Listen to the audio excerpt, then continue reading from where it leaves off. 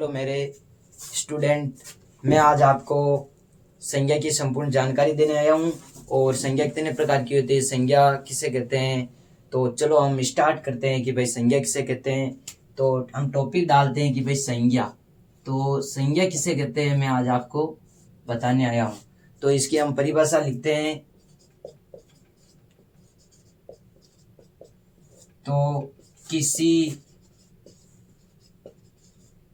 व्यक्ति का नाम,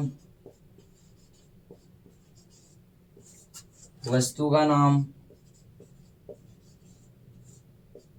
स्थान का नाम, प्राणी आदि के नाम को संज्ञा कहते हैं।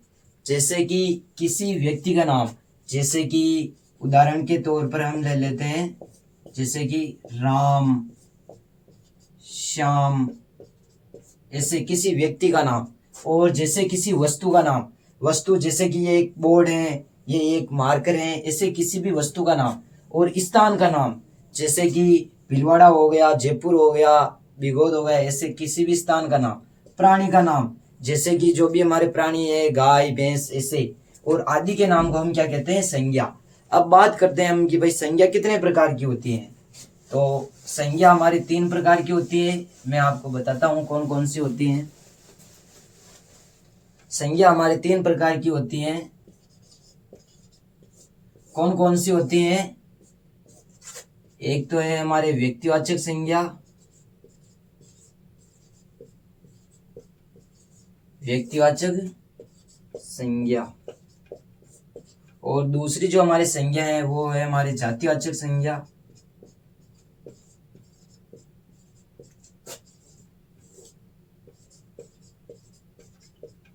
और तीसरी जो हमारे संज्ञा वो है हमारे भाववाचक संज्ञा।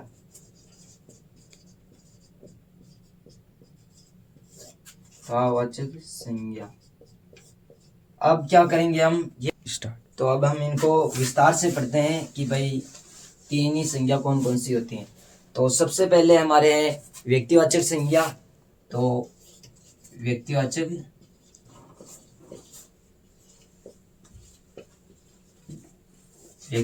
संज्ञा। तो व्यक्तिवाचक संज्ञा किसे कहते हैं हम बताते हैं। तो किसी विशेष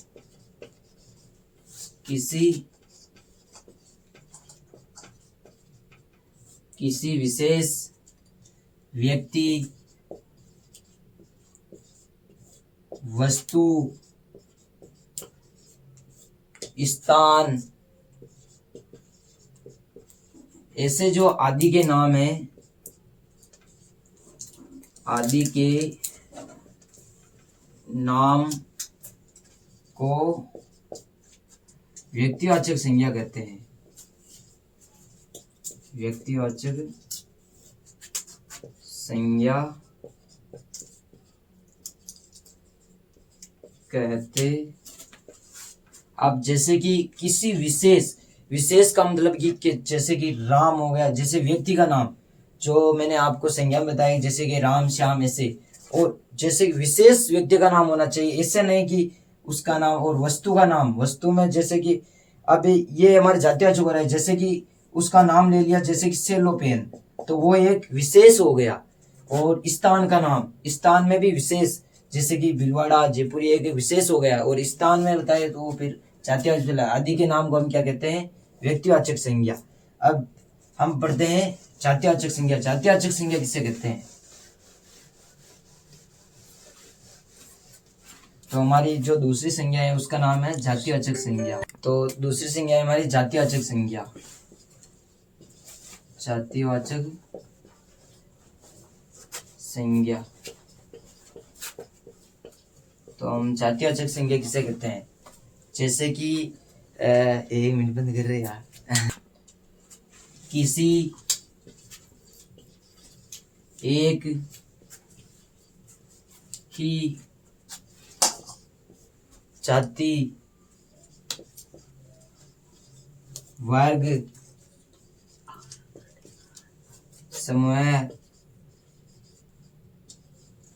का बोध कराने वाले शब्दों को जातिवाचक संज्ञा कहते हैं। जातिवाचक संज्ञा कहते हैं।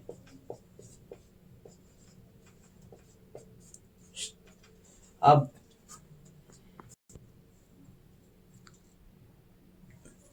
जैसे कि एक ही जाति वर्ग समूह, जैसे कि उसमें तो किसी व्यक्ति का नाम आ रहा था, तो इसमें हम उदाहरण के तौर पर मानेंगे जैसे कि मानव हो गया, एक तो हमारे मानव, ये एक जाति हो गई मानव की। और जैसे कि स्थान का नाम तो एक वो भी हमारा गांव हो गया, उसमें भी जाति आ गई क्योंकि गांव का नाम नहीं है। एक पुस्तक आ गई तो वो भी हमारे क्या है, जातिवाचक है।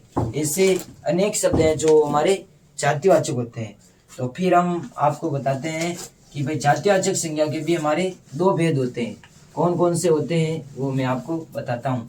तो इसके दो भेद होते हैं, नंबर 1 पर तो है और ये नंबर 2।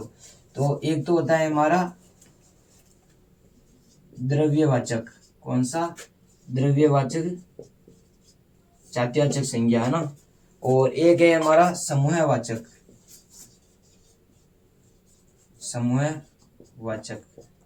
ये हमारे दोनों भेद हो गए, ये हमारे जातिवाचक संज्ञा के अंदर ही आते हैं। अब हम पढ़ते हैं भाववाचक संज्ञा किसे कहते हैं। अब हम पढ़ेंगे भाववाचक संज्ञा तीसरी। तो भाववाचक संज्ञा किसे कहते हैं? भाववाचक संज्ञा। भाववाचक संज्ञा किसे कहते हैं? जैसे कि जिस संज्ञा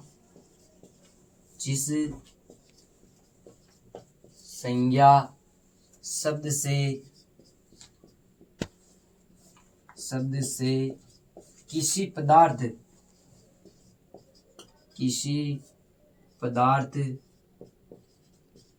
के गुण,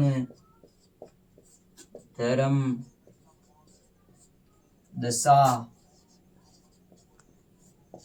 स्वभाव आदि का बोध होता है, आदि का बोध हो